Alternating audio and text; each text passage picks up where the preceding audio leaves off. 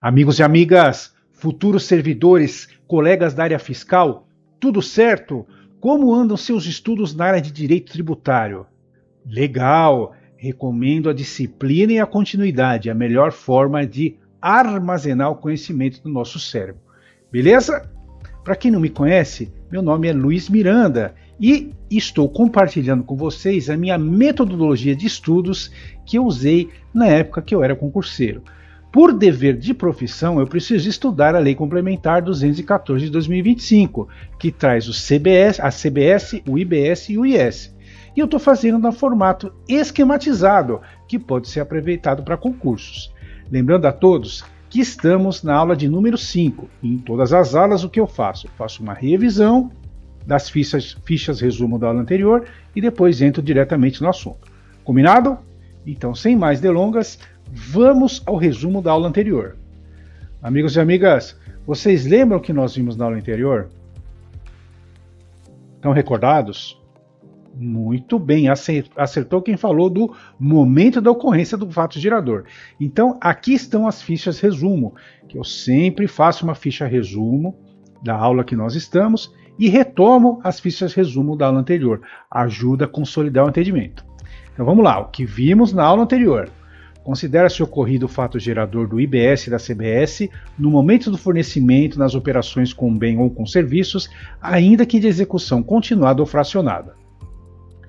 Considera-se ocorrido o fornecimento do início do transporte na prestação de serviço de transporte iniciado do país e do término do transporte na prestação de serviço de transporte de carga quando iniciado no exterior.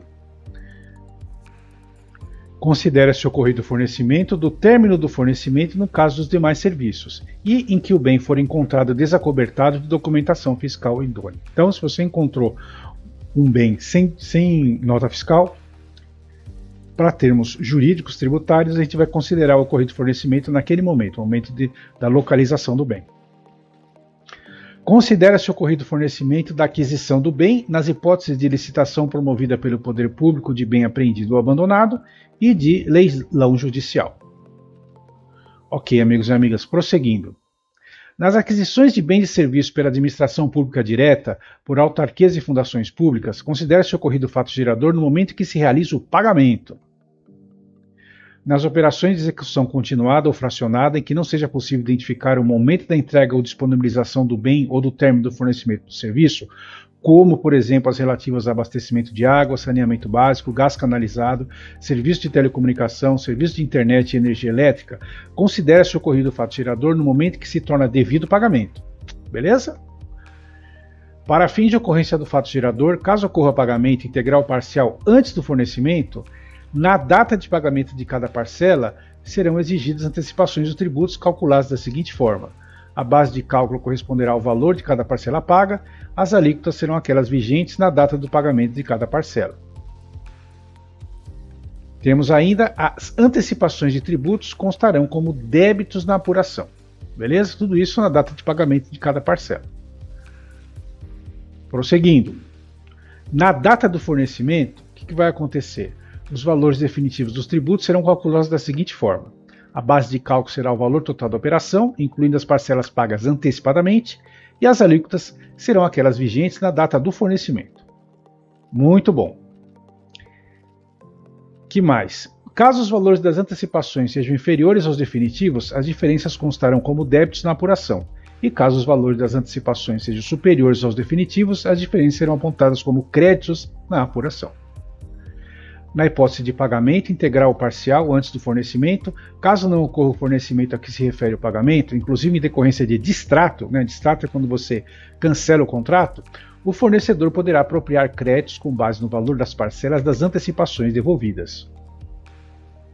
Beleza? Então a gente matou na aula passada a seção 3 do capítulo 2, do momento de ocorrência do fato gerador, que era o artigo 10. Da nossa Lei Complementar 214 de 2025. Então já vimos tudo isso aqui, ó. Beleza? E o que veremos hoje? Exatamente, veremos a seção 4 do local da operação, o artigo 11 da nossa Lei Complementar. Ok, amigos e amigas, vamos lá. Vou ficar aqui embaixo para tentar não atrapalhar. Considera-se local da operação com bem imóvel material, o local da entrega ou disponibilização do bem ao destinatário. Com bem imóvel, bem imóvel imaterial, inclusive direito, relacionado a bem imóvel, serviço prestado fisicamente sobre bem imóvel e serviço de administração e de intermediação de bem imóvel, o local onde o imóvel estiver situado. Legal. Com o serviço prestado fisicamente sobre a pessoa física ou fruído presencialmente por pessoa física, o local da prestação do serviço. Local da operação com o serviço de planejamento, organização e administração de feiras, exposições, congressos, espetáculos, exibições e congêneres, o local do evento a que se refere o serviço. Local da operação com serviço prestado fisicamente sobre bem imóvel, material e serviços portuários, local de prestação do serviço. E local da operação com serviço de transporte de passageiros, local do início do transporte, tá vendo? Então tem todas as definições aqui, muito importante. Continuando, amigos e amigas, local da operação com serviço de transporte de carga, o local da entrega ou disponibilização do bem ao destinatário constante no documento fiscal. Local da operação com serviço de exploração de via, mediante cobrança de valor a qualquer título, incluindo tarifas, pedágios e quaisquer outras formas de cobrança, o território de cada município e estado ou do Distrito Federal, proporcionalmente à correspondente extensão da via explorada. Olha que interessante, amigos e amigas. Local da operação com serviço de telefonia fixa e demais serviços de comunicação prestado por meio de cabos, fios, fibras e meios similares, o local de instalação do terminal. Local da operação com demais serviços e demais bens móveis e materiais, inclusive direitos, o local do domicílio principal do adquirente nas operações onerosas e do destinatário nas operações não onerosas. Legal, amigos e amigas. Para fins de bem imóvel material, olha como é detalhado essa parte, hein? Em operação realizada de forma não presencial, assim entendida aquela em que a entrega ou a disponibilização não ocorra na presença do adquirente ou destinatário no estabelecimento do fornecedor, considera-se local da entrega ou disponibilização do bem ao destinatário o destino final indicado pelo adquirente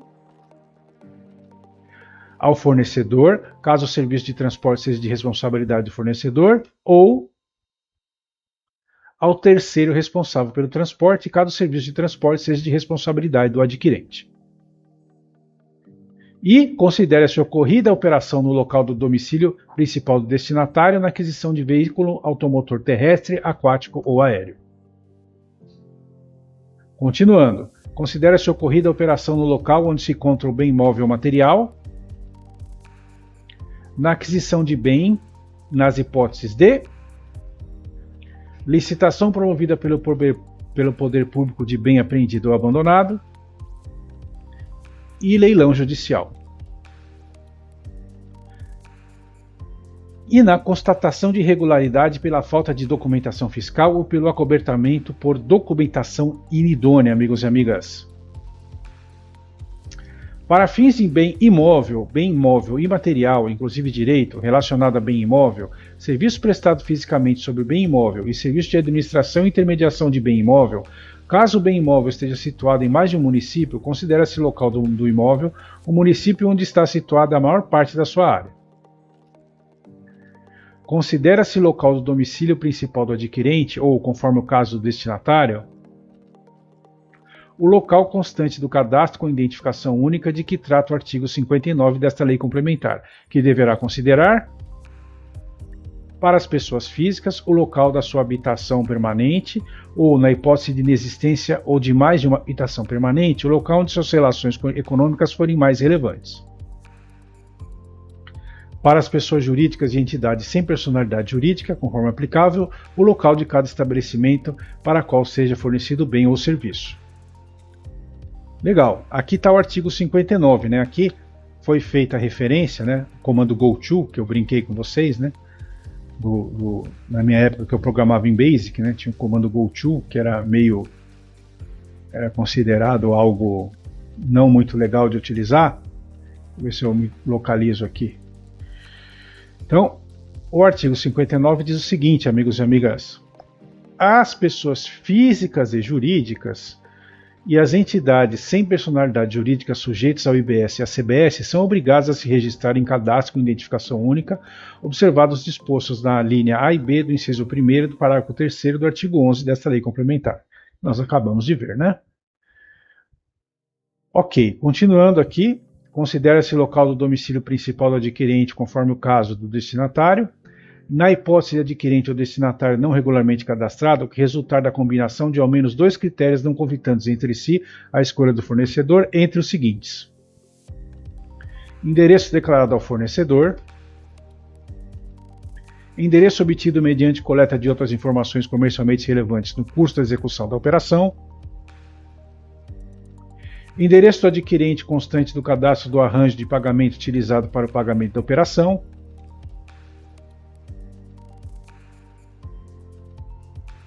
e endereço de protocolo de internet IP do dispositivo utilizado para a contratação da operação obtido por emprego de método de geolocalização.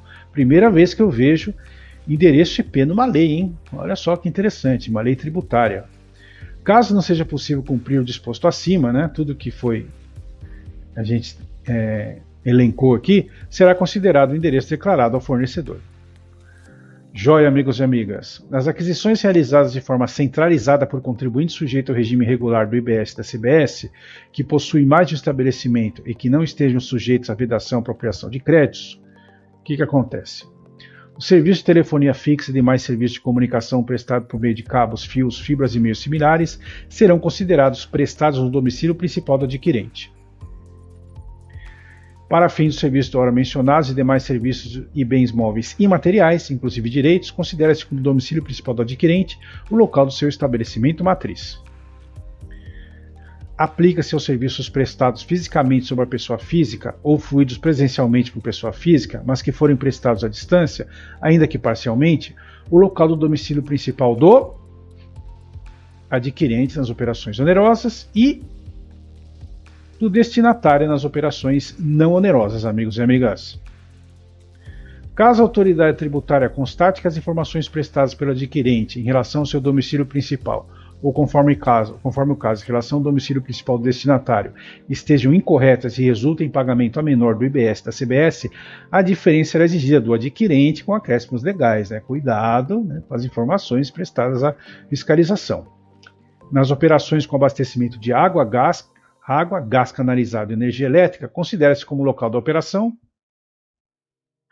o local da entrega ou disponibilização das entregas nas operações destinadas ao consumo e o local do estabelecimento principal do adquirente. No fornecimento de serviços de transmissão de energia elétrica. Nas demais operações, inclusive nas hipóteses de geração, distribuição ou comercialização de energia elétrica. Ok? Na hipótese de demais serviços e demais bens móveis e materiais, inclusive direitos, caso o adquirente seja residente ou domiciliado no exterior e o destinatário seja residente ou domiciliado no país, considera-se como local de operação o domicílio do destinatário. Nas aquisições de energia elétrica realizadas de forma multilateral, considera-se local de operação o do estabelecimento ou domicílio do agente que figure com balanço energético devedor. Nas operações de transporte dutoviário de gás natural, o local da operação será o do estabelecimento principal do fornecedor na contratação de capacidade de entrada de gás natural do duto nos termos da legislação aplicável e do adquirente na contratação de capacidade de saída do gás natural do duto. Às operações de cessão de espaço para prestação de serviços publicitários, aplica-se o disposto em relação a demais serviços e demais bens móveis e materiais, inclusive direitos, para a definição do local da operação, que será o do adquirente nas operações onerosas e o do destinatário nas operações não onerosas. Beleza? Então, com isso, a gente encerrou os tópicos da aula de hoje. Vamos agora resumir em fichas resumo, que a gente vai trazer na aula que vem. Considera-se local de operação com bem móvel material o local da entrega ou disponibilização do bem ao destinatário. Considera-se local de operação com bem imóvel imaterial, inclusive direito, relacionado a bem imóvel, serviço prestado fisicamente sobre bem imóvel e serviço de administração e intermediação de bem imóvel, o local onde o imóvel estiver situado. Local de operação com serviço prestado fisicamente sobre a pessoa física ou fluído presencialmente por pessoa física, o local da prestação do serviço. Local da operação com serviço de planejamento, organização e administração de feiras, exposições, congressos, espetáculos, exibições e congêneres, o local do evento a que se refere o serviço. Local da operação com serviço prestado fisicamente sobre bem imóvel, material e serviços portuários, o local da prestação do serviço. Local da operação com serviço de transporte de passageiros, o local do início do transporte, e serviço de transporte de carga, o local da entrega ou disponibilização do bem ao destinatário constante no documento fiscal. Local da operação com serviço de exploração de via, mediante cobrança de valor a qualquer título, incluindo tarifas, pedágio e quaisquer outras formas de cobrança, o território de cada município e estado, ou do Distrito Federal, proporcionalmente à correspondente extensão da via explorada. E local da operação com serviço de telefonia fixa e demais serviços de comunicação prestado por meio de cabos, fios, fibras e meios similares, o local de instalação do terminal. O local da operação com demais serviços, demais bens móveis e materiais, inclusive direitos, o local do domicílio principal do adquirente nas operações onerosas e o destinatário nas operações não onerosas. No caso de bem móvel material, em operação realizada de forma não presencial, considera-se local de entrega ou disponibilização do bem ao destinatário o destino final indicado pelo adquirente ao fornecedor, caso o serviço de transporte seja de responsabilidade do fornecedor. E ao terceiro responsável pelo transporte, caso o serviço de transporte seja de responsabilidade do adquirente. No caso de bem imóvel material, considera-se ocorrida a operação no local do domicílio principal do destinatário, na aquisição de veículo automotor terrestre, aquático ou aéreo. Considera-se ocorrida a operação no local onde se encontra o bem imóvel material, na aquisição de bem, nas hipóteses de licitação promovida pelo poder público de bem apreendido ou abandonado ou leilão judicial. Considera-se ocorrida a operação no local onde se encontra o bem imóvel material, na constatação de irregularidade pela falta de documentação fiscal ou pelo acobertamento por documentação inidônea. No caso de bem imóvel imaterial, inclusive direito relacionado a bem imóvel, serviço prestado fisicamente sobre bem imóvel e serviço de administração e intermediação de bem imóvel, caso o bem esteja situado em mais de um município, considera-se local do imóvel o município onde esteja situada a maior parte da sua área. Considera-se local do domicílio principal do adquirente ou, conforme o caso do destinatário, o local constante do cadastro com identificação única. Considera-se local do domicílio principal do adquirente /destinatário, na hipótese de ausência de cadastro regular, o que resultar da combinação de ao menos dois critérios não conflitantes entre si a escolha do fornecedor. Primeiro deles, endereço declarado do fornecedor, endereço obtido mediante coleta de outras informações comercialmente relevantes no curso da execução da operação, endereço do adquirente constante do cadastro do arranjo de pagamento utilizado para o pagamento da operação, e o endereço IP do dispositivo utilizado para a contratação da operação obtido por emprego de método de geolocalização. As nossas leis estão ficando modernas, né? Caso não seja possível a combinação de ao menos dois critérios não conflitantes entre si, que a gente viu na página anterior, será considerado o endereço declarado ao fornecedor.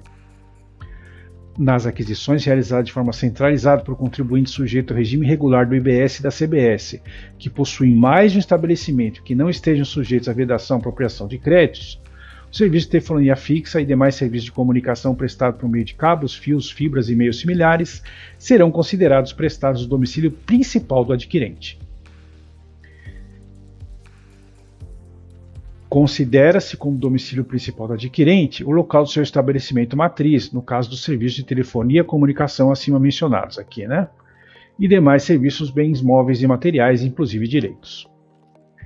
No caso de prestação à distância, ainda que parcialmente de serviço para pessoa física, considera-se o local de operação o local do domicílio principal do adquirente nas operações onerosas e do destinatário nas operações não onerosas.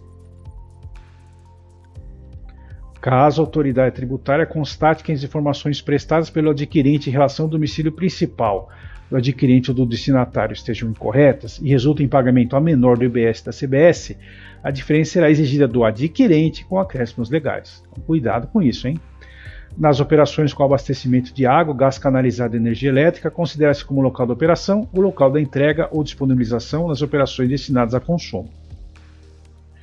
o local do estabelecimento principal do adquirente no fornecimento de serviço de transmissão de energia elétrica e nas demais operações, inclusive nas hipóteses de geração, distribuição ou comercialização de energia elétrica.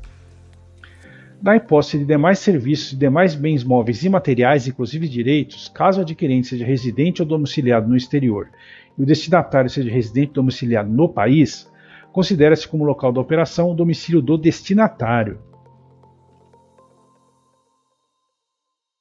Nas aquisições de energia elétrica realizadas de forma multilateral, considera-se o local da operação o do estabelecimento ou domicílio do agente que figure com balanço energético devedor. Nas operações de transporte dutoviário de gás natural, o local de operação será o do estabelecimento principal do fornecedor na contratação de capacidade de entrada de gás natural do duto, nos termos da legislação aplicável, e do adquirente na contratação de capacidade de saída do gás natural do duto. Às operações de cessão de espaço para prestação de serviços publicitários, aplica-se o disposto em relação a demais serviços e demais bens móveis e materiais, para a definição do local da operação, que será o do adquirente nas operações onerosas e do destinatário nas operações não onerosas, meus amigos e minhas amigas. Ok? O que veremos na próxima aula? Vocês já têm uma ideia, né? Isso! Continuamos no capítulo 2, que é um capítulo enorme, e vamos para quem? Vamos para a seção 5 da base de cálculo, artigo 12 e artigo 13. Beleza? Estou ansioso para vê-los no nosso próximo vídeo. Espero que vocês tenham entendido. Se você ficou com alguma dúvida, manda para mim o seu comentário. Para quem não me conhece, meu nome é Luiz Miranda e meu compromisso é de trazer todos os dias no canal pelo menos uma questão de concurso comentada em vídeo para ajudar na sua preparação e também os vídeos especiais para ajudar na sua formação ou na sua graduação. Grande abraço, até o próximo vídeo. Valeu!